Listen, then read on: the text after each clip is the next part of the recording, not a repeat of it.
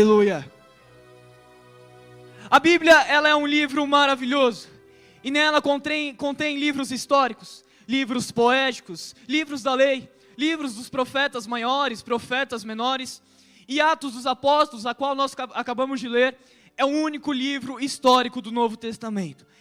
E quando o Senhor ministrava essa passagem no meu coração, eu falava e conversava com Deus, falando: meu Deus, o que eu vou pregar?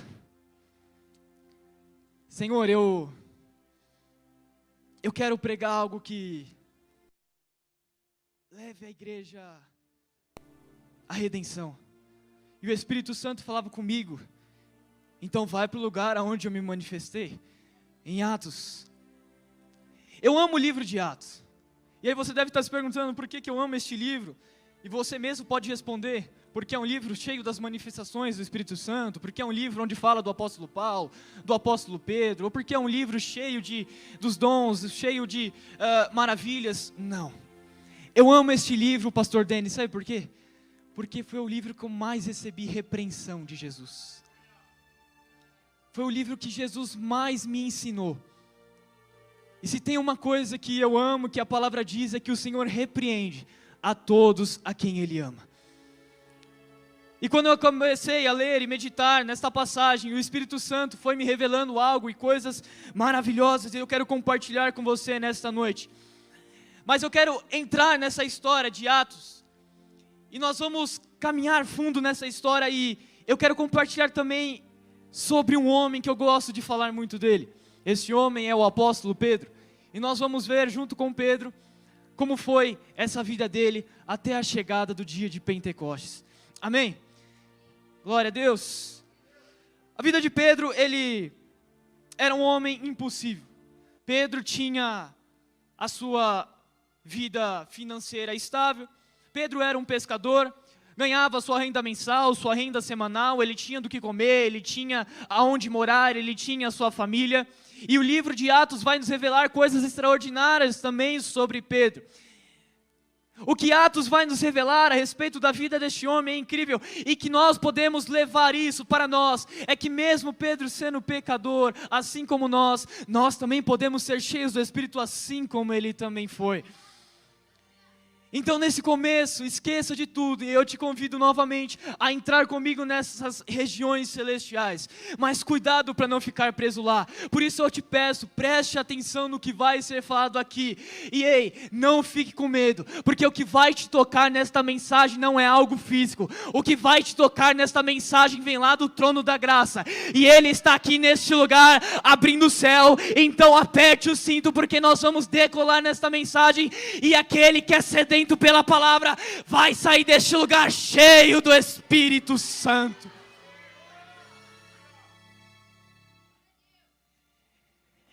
Pedro já tinha ouvido falar a respeito da palavra do Senhor, mas ele tinha a sua vida como os outros discípulos, ele tinha a sua vida como qualquer outro ser humano. Mas a Bíblia fala até que um dia Jesus está passeando na beira do lago da Galileia, em Mateus capítulo 4, e vamos ver que Jesus, ele dá uma proposta para Pedro. Pedro, você é pescador, você pesca peixes, mas agora eu te chamo para pescar homens, eu te chamo para pescar almas. E Pedro, sem pensar duas vezes, ele sai do barco e vai seguir Jesus.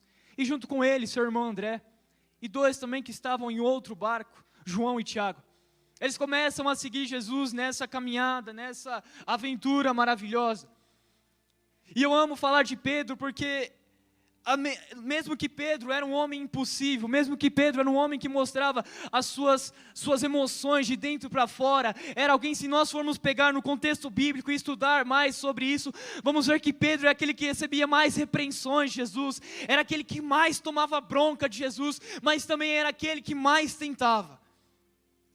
Por onde Jesus passava, nós vamos ver que Pedro também estava junto.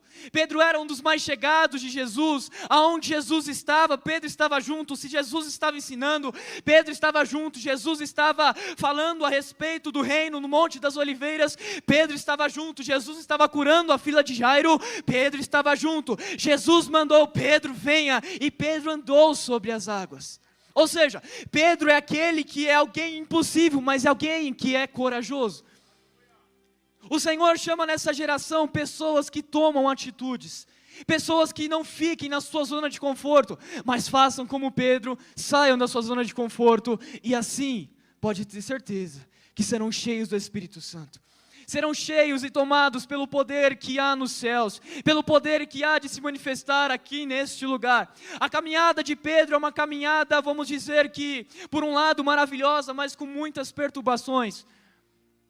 Pedro viu grandes coisas, viu grandes milagres, viu grandes curas, viu grandes manifestações. Pedro estava com Jesus em Mateus 17, quando ele tem a transfiguração no monte, e ele conversa com Moisés e Elias.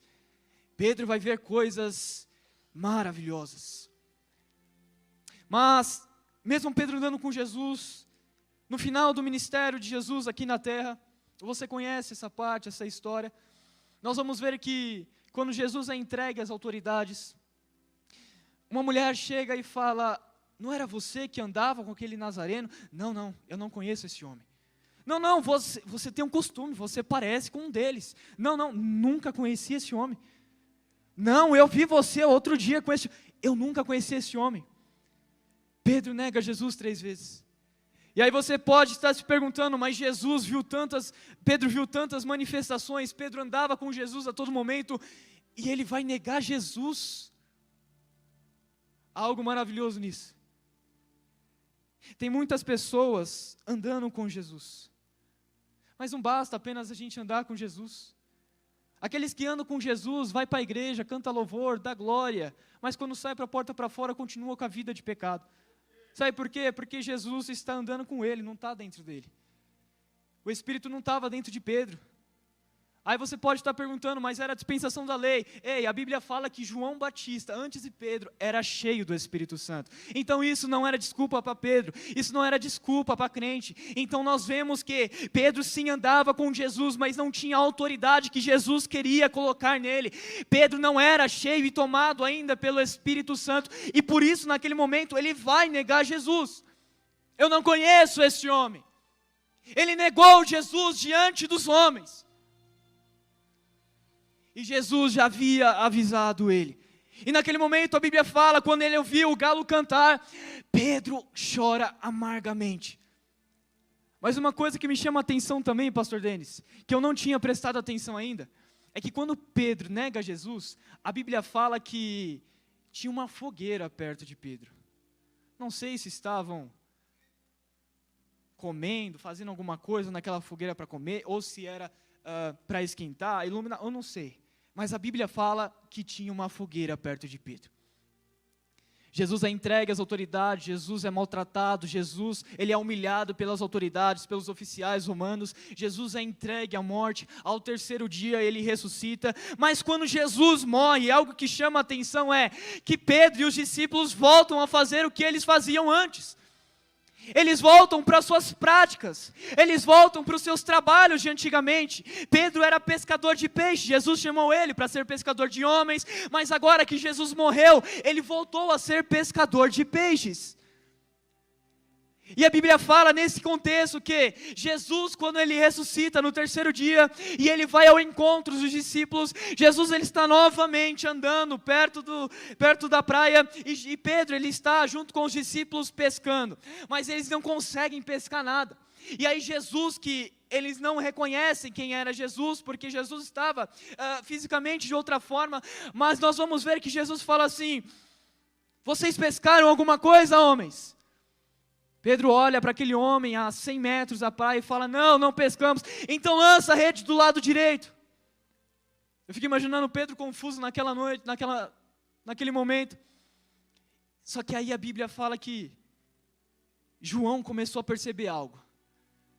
Espera aí. Beira da praia, lado direito, mandou pescar peixes. É Jesus, Pedro, é o mestre. Pedro, sabendo daquilo, vendo aquilo, ele começa a nadar. A Bíblia fala a 100 metros da praia, e ele vai ao encontro de Jesus. Mas sabe o que tem do lado de Jesus? A Bíblia fala que tem uma fogueira do lado de Jesus. Sabe o que isso significa, Titi? É que o cenário em que o diabo tentou te destruir é o mesmo cenário que Jesus vai usar para levantar você, para abençoar você, para te trazer de volta e te falar: filho, eu te amo e te perdoo.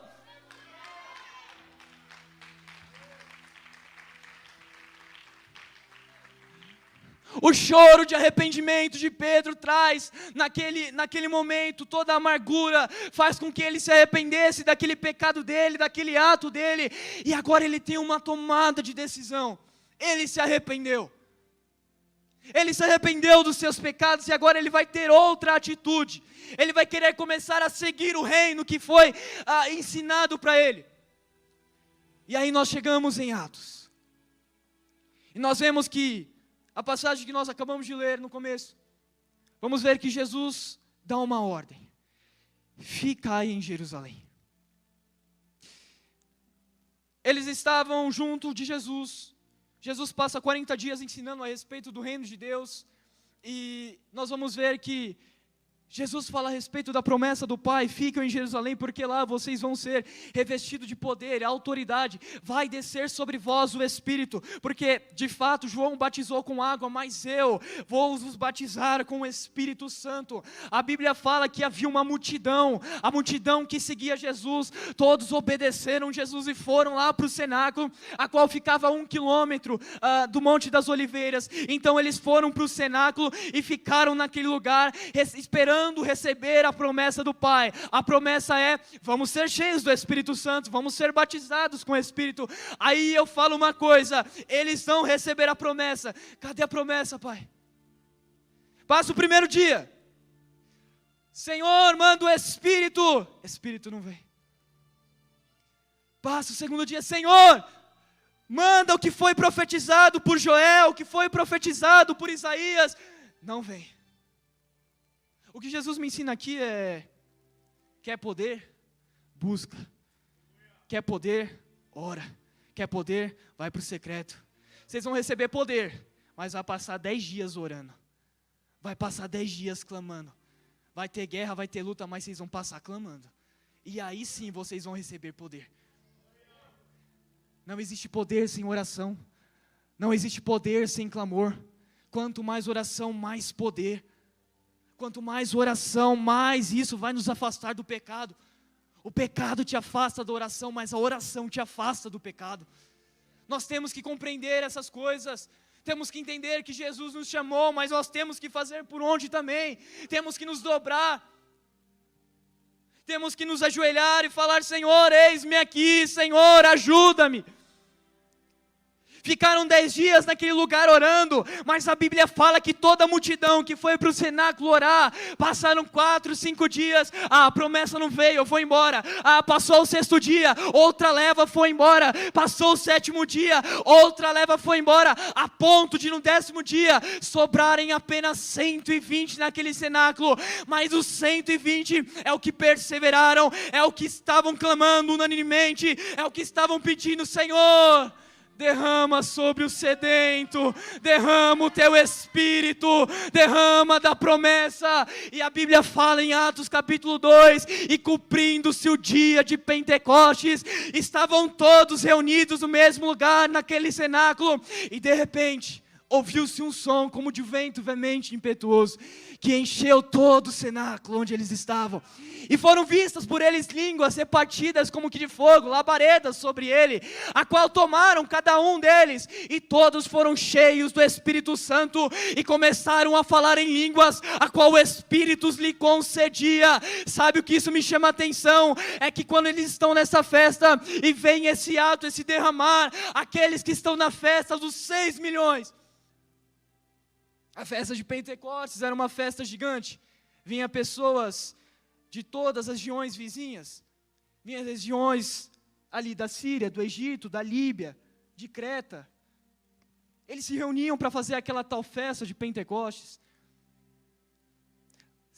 Milhões de pessoas ali, comendo, bebendo, festejando, pulando, brincando. Mas tem 120 dentro de uma casa orando. Tem milhões de pessoas fazendo barulho, tem som de festa fazendo barulho, pastora Ju. Mas tem 120 que está clamando. Aí eu parei para pensar um pouco. O som é tão forte do Espírito Santo, a manifestação é tão forte, que faz os milhões pararem para falar de quem está dentro orando. Eles estão bêbados, eles estão embriagados. O que eles estão fazendo? E há quem diga que Pedro não era pentecostal. Aquela casa foi tomada pelo Espírito Santo, foi cheia de poder e autoridade. E me desculpa, a definição de eu ver um bêbado é alguém que está pulando, é alguém que está caindo, é alguém que está dando risada, é alguém que está rodando. Eu queria ver o que estava acontecendo naquele cenáculo. A ponto deles falarem, estão bêbados, estão embriagados. Tenho certeza que eles não estavam parados que nem estátuas. Eles estavam cheios do Espírito Santo.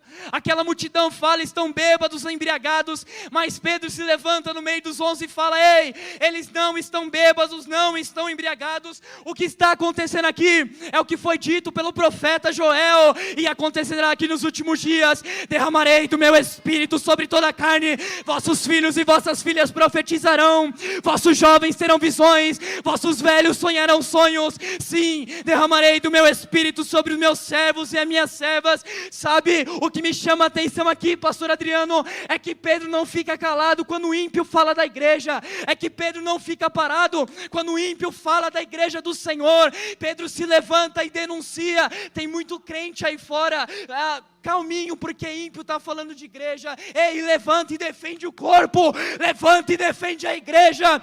A sociedade tem espaço de fala, as feministas falam, os ímpios falam, os partidos falam, o orgulho fala, mas cadê a igreja do Senhor Jesus? Cadê os jovens cheios de autoridade? Cadê os jovens cheios do Espírito Santo?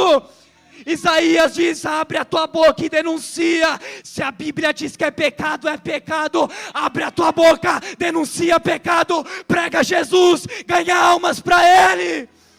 O mundo quer nos proibir de pregar o Evangelho, o mundo quer nos proibir de pregar a palavra, mas deixa eu te lembrar uma coisa, pode colocar nossa cabeça no prato, não vamos perder a salvação. O viver é Cristo, o morrer é lucro. O viver é Cristo, o morrer é lucro. Ramache Alamasturianda Lamastébia. Oh glória. Pedro não fica calado, Pedro não fica parado. Está falando do corpo. O que foi que aconteceu aqui não é algo do mundo que vocês conhecem, não é algo do físico que vocês praticam. O que vem daqui não vem do vertical. O que aconteceu aqui vem do horizontal, vem do céu, veio com poder, veio com autoridade.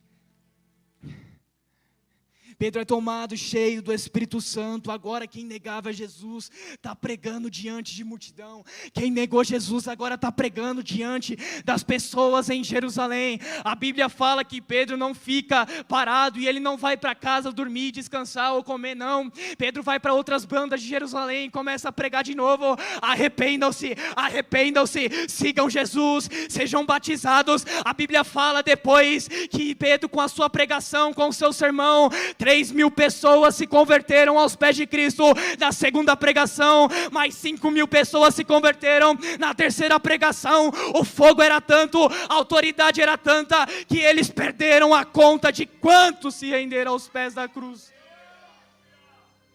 A autoridade que estava sobre Pedro, o Espírito que estava em Pedro agora, não estava mais andando junto com Pedro, agora estava dentro de Pedro. E por isso recebeu poder, autoridade e ousadia para pregar o Evangelho. Nós vemos que essas passagens nos mostram realmente o que acontece nos dias de hoje. Quando nós olhamos para o capítulo 3 e vemos a continuação dessa pregação, vamos ver que Pedro está junto de João. E eles estão indo para o templo orar. E naquele templo chamado Formosa, tem um coxo de nascença, a qual ele pedia esmola sempre naquele templo. E quando Pedro ele está chegando naquele lugar, o coxo olha para Pedro, olha para João e fala, dá alguma coisa. Por favor, ouro e prata, eu quero alguma coisa. Pedro olha para aquele coxo e fala, olha para mim. Eu não tenho ouro nem prata, mas o que eu tenho te dou. Em nome de Jesus Nazareno, levanta e anda. A Bíblia fala que Por onde Pedro passava, a sua sombra curava. Que poder e ousadia é essa? Que poder e autoridade são esses? A ponto de fazer um homem, com o poder do nome de Jesus, é claro, fazer essas manifestações, essas curas, esses derramar. É algo tremendo, é algo fantástico, em que nós vemos que os dons não cessaram ainda no meio da igreja, eles não acabaram. O que acabou foi crente que parou de buscar. Nós viemos para o culto, nós vamos sempre para o culto, e o que nós fazemos em casa? Ficamos na frente da TV, ficamos na frente do celular, do WhatsApp, ficamos na frente do YouTube, do Instagram, do TikTok. Eu não sei. Aí a Bíblia fica de lado, a palavra fica de lado. Aí vem para o culto e canta, enche-me, desculpa, eu tinha que falar isso. Enche-me, Deus. Vai encher do quê? Se lá em casa você só se enche de WhatsApp, de internet. Se você não come palavra, não come Bíblia, quer ser cheio do quê? Quer receber poder de onde? Eu tenho vontade, irmãos. Eu tenho vontade de voltar naqueles tempos passados, onde nós chamamos e batizamos as igrejinhas do poder, pastor Denis, em que os crentes, eles não queriam saber de nada, eles só queriam saber de orar, eles só queriam saber de clamar, aonde os cultos deles, era pastor caindo e sendo arrebatado, só voltava 3 horas depois, o coxo andava, o cego voltava a andar, 3 que entraram naquele dia se converteram a Cristo. Não tem mais isso hoje. Está faltando a busca da palavra, está faltando o joelho no chão, está faltando aquele que clama, aquele que busca, aquele que ora. Não temos mais isso no meio da igreja, e se temos é pouco. Deus nos chamou uma igreja para ficar uma bela adormecida, Deus nos chamou uma igreja para ficar na sua zona de conforto, Deus chamou a igreja com autoridade. A oração é a chave do sucesso, a oração é a chave de ter uma vida com Deus, de ter uma vida com comunhão, de ter uma vida de intimidade com o Senhor dos Exércitos. Sem a oração eu não consigo ter essa chave, sem oração eu não consigo ter essa tal intimidade com Jesus. É por isso que eu preciso estar a todo momento orando. Você chama crente hoje para ir para o monte orar, meter a cara na grama, ele não quer. Você chama crente para ir para a vigília, passar a madrugada toda orando, ele não quer. Mas chama para ir num showzinho gospel, ver cantorzinho. O pior é quando nem gospel é, né? E como querem poder? Querem poder de onde? Deus não é brincadeira, meu irmão, não brinque com a graça, não brinque com Jesus, não brinque com a igreja do Senhor, não brinca de ser crente, porque o diabo não brinca de ser diabo, e ele está doido para matar a sua alma, ele está doido para roubar e ceifar a sua vida. Então pelo amor de Deus, não brinca de ser crente, faz aquilo que Deus te chamou, abre os teus olhos e entenda, você foi chamado para coisas grandes, você foi chamado para anunciar o Evangelho do Senhor. Ide pelo mundo e pregai o Evangelho a toda criatura. Entenda que o ide, ele é ordenança, não é ministério. Vai e cumpra o que Deus estabeleceu. O coxo se levanta. A Bíblia fala que aquele coxo começa a pular, saltear dentro do templo. Aqueles homens, as autoridades, vendo aquilo, que é isso? Não era o coxo de nascença que estava aqui, ele está pulando. O que aconteceu? Está fingindo? Fingiu esse tempo todo? As pessoas, as multidões, começavam a gritar. Foi Pedro e João. Eles curaram, eles oraram e curaram aquele coxo. E aí Pedro se levanta no meio da multidão e fala: ei, homens, por que se espantam?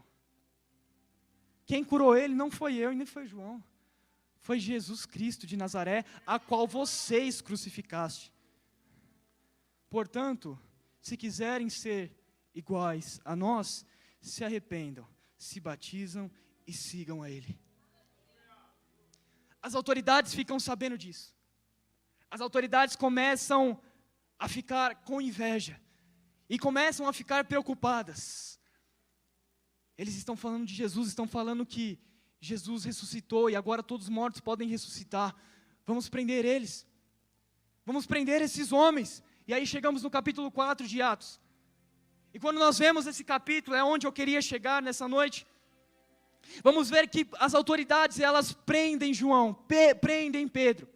Elas começam a interrogar os dois apóstolos e começam a falar para eles pararem de pregar a respeito de Jesus. Começam a interrogar eles, falando para eles pararem de pregar a respeito da mensagem do reino de Deus. E aí Pedro, cheio de autoridade, eu quero que você lembre disso. Pedro era cheio de autoridade, a todo momento, diante das autoridades. Um homem iletrado, que não sabia falar bem. Pedro fala: homens, a quem vós quer que nós obedecemos? Vocês ou Deus? Vocês, sendo autoridades, devem saber que a obediência vem sempre para Deus. Pedro começa a falar diante das autoridades, começa a debater junto com eles, e as autoridades começam a ficar nervosas e prendem João e Pedro. Prendem e no dia seguinte voltam a falar com eles. No dia seguinte voltam a interrogar, e mais, eles ameaçam Pedro e João. Se vocês voltarem a falar desse Cristo, então nós vamos pegar vocês. A ameaça de morte vem, a ameaça sobre a vida deles vem. Eu fico imaginando sim o desespero, porque são humanos, são carnes, e a Bíblia fala que quando eles vão embora do lugar onde estavam sendo interrogados, Atos capítulo 4, versículo 23, eles voltam para onde eles estavam orando, eles voltam para onde eles estavam clamando, e lá eles encontram seus amigos, lá eles encontram os discípulos e as mulheres que eles oravam juntos, e naquele lugar eles dão a notícia: vocês não sabem o que aconteceu. Ameaçaram a gente: se a gente pregar de novo, nós vamos ser mortos. Se nós pregarmos de novo, eles vão nos caçar. E aí você deve estar imaginando, então os amigos ficaram também desesperados e correram para pedir ajuda, para chamar ajuda. Não, a Bíblia fala que ouvindo isso, todos se ajoelharam e clamaram, adoraram ao Senhor dos exércitos.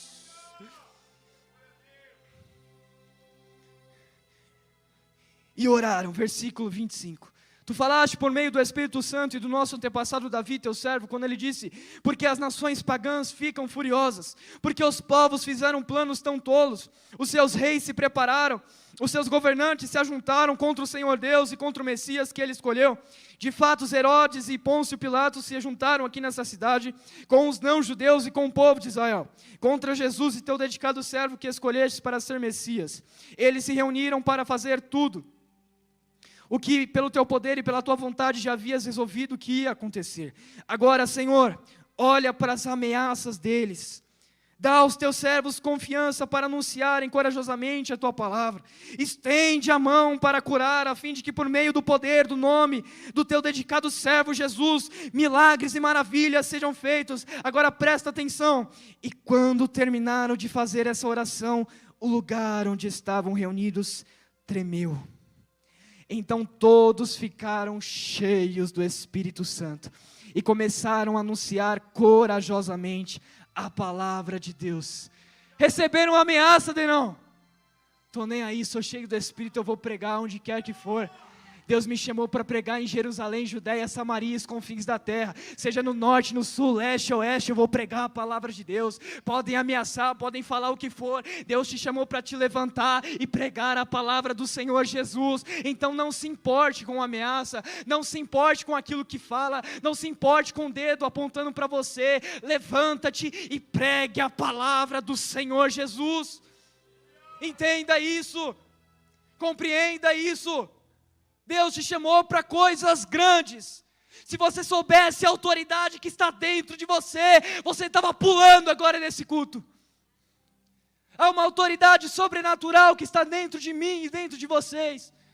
Há uma autoridade que não é a autoridade que nós vemos aqui neste mundo físico. É uma autoridade que faz demônios se ajoelhar e correr diante da presença do Senhor. É uma autoridade a qual o mundo não entende e qual, pelo poder do nome de Jesus, enfermos são curados, leprosos são purificados e o reino de Deus, Ele é glorificado.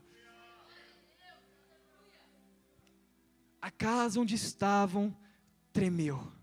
Por causa da oração daquelas pessoas, por causa da oração dos discípulos, eles clamaram ao Senhor, pediram ao Senhor, e o espírito de coragem veio sobre a vida deles. Na nossa vida, a gente sabe que nós temos muitas lutas,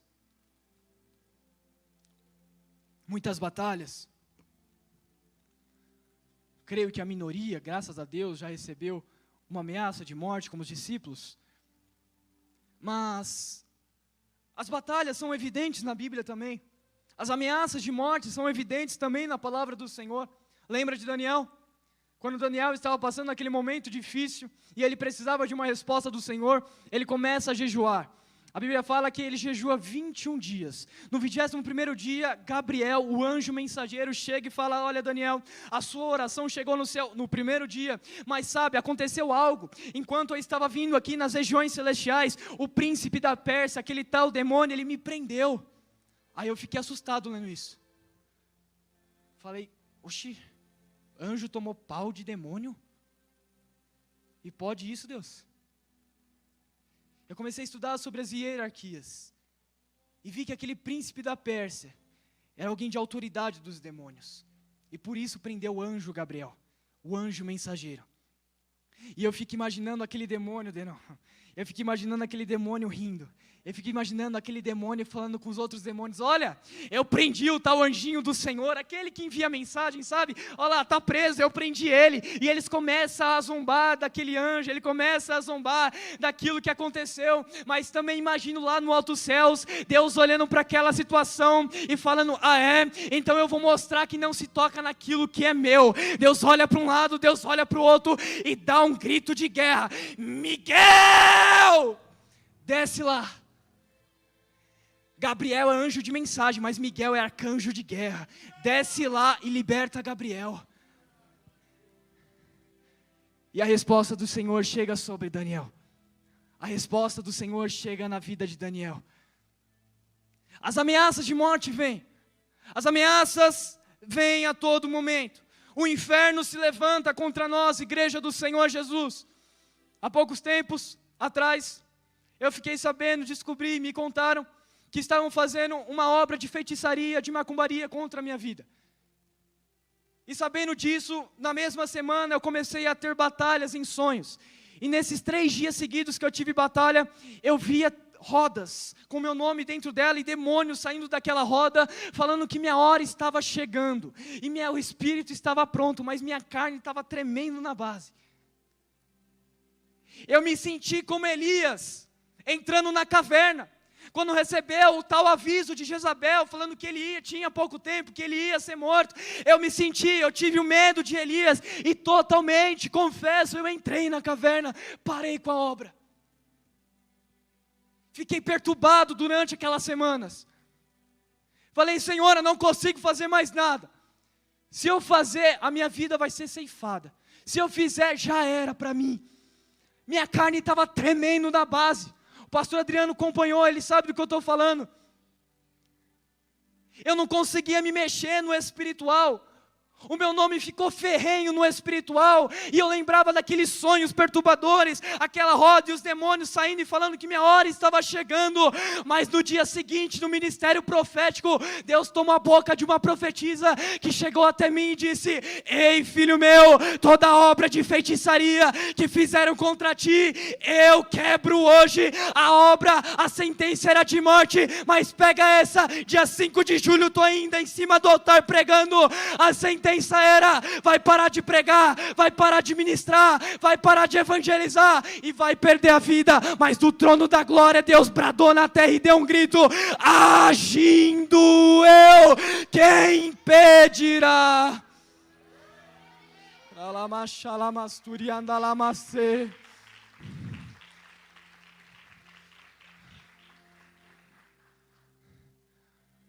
Quando o Senhor fala, não há demônio que consiga interferir.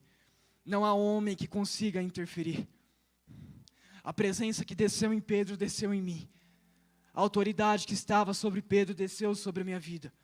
Como eu disse no começo, nós estávamos aí há um mês atrás em missões no Rio Grande do Sul, Paraná, Santa Catarina. E numa quinta-feira, naquela semana em qual eu estava no Rio Grande do Sul, eu fui chamado para pregar na Assembleia de Deus. E comecei a pregar naquele dia e foi uma bênção aquele culto. Mas a presença que tomou aquele lugar foi tanta, que no meio da mensagem, as pessoas, eu acho que elas esqueceram onde estavam. Elas começaram a se levantar, dar glória, falar em línguas. Era uma unção que tomou aquele lugar, que nem eu que estava pregando conseguia mais pregar. Não dava mais para pregar. A presença que tomou aquele lugar era tanta, que aí eu consegui perceber, uau, é isso aqui que aconteceu em Pentecostes. É isso aqui que desceu em Pentecostes. E aí aquele dia passou, aquela noite passou, e aquele culto foi uma bênção do Senhor, vidas voltando para Jesus. No dia seguinte, de manhãzinha, eu e mais 3 pastores fomos para o monte orar. E nós estamos no monte e oramos, e quando a gente foi sair, a gente encontrou um homem. E esse homem, ele estava parado naquele lugar, e para a gente ir embora, a gente tinha que passar por aquele homem. E aí a gente está passando por aquele homem e ele agradece. E aí, agradecer, né? Falei, por quê? Desculpa, o senhor está agradecendo, mas o que aconteceu? E ele falou, olha, eu era viciado em drogas. E ontem, eu fui para o culto que você pregou. E eu entrei com o coração tão fechado, tão amargurado, bravo, com raiva. Mas no meio da mensagem, algo me tocou. E aí, essa coisa que me tocou, ele falando para mim, essa coisa que me tocou foi tão extraordinária, que eu não sei porquê, mas decidi largar as drogas e quis seguir esse Jesus que você pregou. Aí você se pergunta, será que foi emocionalismo? Será? No dia seguinte ele não estava na cama dormindo, no dia seguinte ele não estava na balada, ele não estava de volta nas drogas, não, no dia seguinte ele estava lá no monte orando. Quando se há arrependimento genuíno, o Senhor move o coração do sedento. O Senhor se manifesta para os sedentos. O Senhor se manifesta para aquele que quer buscar, que quer entrar no Santo dos Santos. Como foi declarado aqui nas orações e nos louvores, o Santo dos Santos é para todos agora, o véu se rasgou de alto a baixo, o livre acesso está para todos. Portanto, o Senhor, nesta noite, dá o alerta à sua igreja. Voltem às primeiras obras, voltem ao primeiro amor. Precisamos dos crentes que saiam da zona de conforto, que parem de achar que a vida é belezinha e fazem o que quiserem em suas casas, nas ruas, e chegam na igreja e pode dar glória e ficar na mesma. Não, isso não é evangelho, isso não é ser cristão. Isso é ser um gospel emocionado. Deus te chamou para ser um mini-Cristo, e mini-Cristo praticava a obra do Pai. Mini-Cristo manifestava o reino do Pai. Jesus manifestava, aonde quer que ele fosse, manifestava a glória que estava no Pai. Deus te chama nessa noite para manifestar a glória que há nos céus. A glória que desceu sobre Pentecostes vai descer sobre o sedento que está neste lugar. Vai descer sobre aquele que busca e clama que está aqui neste lugar. Talvez você deve estar se perguntando, mas já aconteceu tantas coisas na minha vida, já aconteceu tantas adversidades, e eu sou cristão, eu vou para a igreja, eu até ajudei o mocinho lá ontem, mas entenda que o ministério, o evangelho é muito mais do que ajudar, o evangelho é muito mais do que ir para a igreja, o evangelho é ser um mini Cristo, é ser um mini Cristo. Eu te convido a ficar de pé. Eu quero com você junto agora nesse momento praticar tudo aquilo que foi ensinado aqui nessa noite. A Bíblia fala que os discípulos estavam orando unanimemente naquele cenáculo. Eles estavam clamando. E fique imaginando eu que não estavam sentindo nem nada. Não sentiam nem a presença já. Mas porque perseveraram em oração, a presença veio até eles. Neste momento nós vamos orar. Nós vamos clamar ao Senhor. Porque eu creio que por mais que você não esteja sentindo agora, por mais que você não entenda agora, o que vai descer sobre a tua vida é algo sobrenatural. Você pode até não sentir, porque o Evangelho não se basta sentir, o Evangelho tem que viver. Amém? Eu quero orar com você, e você junto comigo, você vai clamar ao Senhor. Você vai clamar por esse poder. Assim como o tema dessa ministração, e desceu o poder. Sobre quem não desceu ainda, vai descer agora. Em nome de Jesus eu declaro, vai descer poder agora. Alguém crê nisso? Não é só frase bonita não. É o sobrenatural agindo em Torre Forte. É o sobrenatural agindo no Brasil. É o sobrenatural agindo neste lugar. Clame comigo então, Senhor de graça, ó Pai. Espírito Santo de Deus, Senhor, meu Deus, eu te peço em nome de Jesus. Ah, meu Pai querido, em nome de Jesus, como foi, Senhor, no cenáculo. Como foi, meu Pai, em Atos, Senhor, a Tua manifestação, ó Pai. Espírito Santo de Deus, revela para nós agora, Senhor. Revela, Senhor, com labaredas. Revela, Senhor, com línguas estranhas. Revela, Senhor, no oculto e no escondido. O Senhor pode, o Senhor pode, o Senhor faz. A autoridade que desceu sobre Pedro, a autoridade que desceu sobre João, vem sobre este lugar, Espírito. Desça sobre nós, Senhor. Espírito da verdade, desça sobre o jovem sedento. Desça sobre o jovem que busca e derrama, Senhor, o bálsamo, derrama, Senhor, da santa unção, derrama, Senhor, daquilo, Senhor, que foi prometido, da promessa em que nos últimos dias o Senhor derramaria do Teu Espírito sobre toda a carne, meu Pai, aquilo que foi prometido em Isaías. O Senhor derramará água para o sedento, o Senhor derramará água para o sedento. Derrama, Espírito, derrama, Senhor, derrama mais, nós queremos mais, Senhor. Abre o céu sobre este lugar, abre o céu sobre este tempo, abre o céu sobre a juventude de Torre Forte. Meu Pai, sabemos, Senhor, que não estamos, meu Pai, em dias fáceis, mas sabemos também que há uma glória a se manifestar, há um poder de se manifestar, em que demônio nenhum pode ficar parado, demônio nenhum pode ficar de pé. O inferno tem que correr diante da presença do Senhor, diante da presença do Deus de Israel.